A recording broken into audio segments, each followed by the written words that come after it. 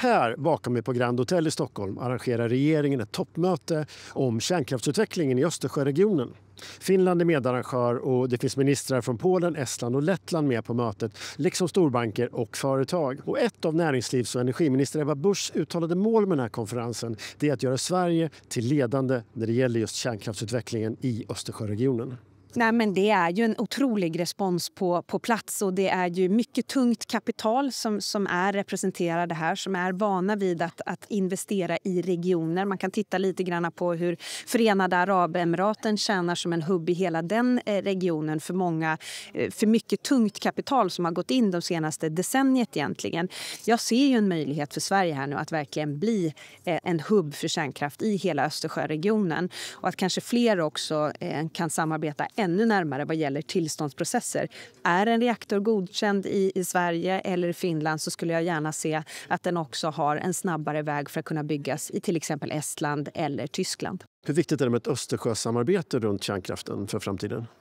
Jag tycker det är jätteviktigt med Östersjösamarbete och överlag med internationellt samarbete inom kärnkraften.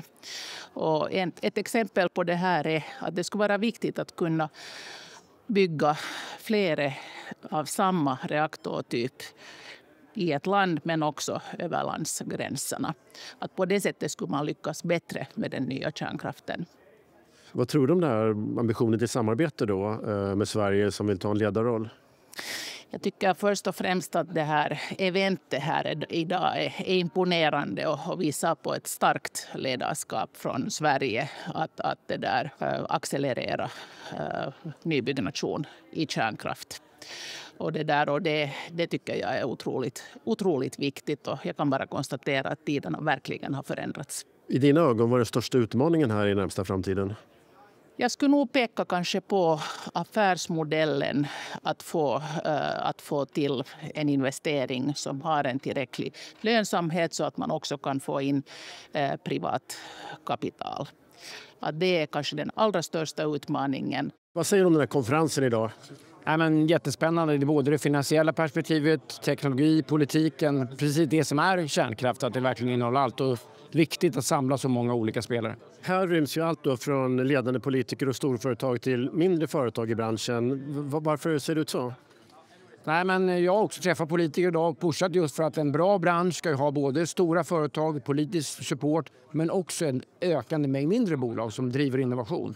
Och vi är ett av dem som har varit med länge men som driver mycket innovation. Vi köper bolag, vi har mycket nya teknologier för att stötta den här nya eran inom kärnkraft.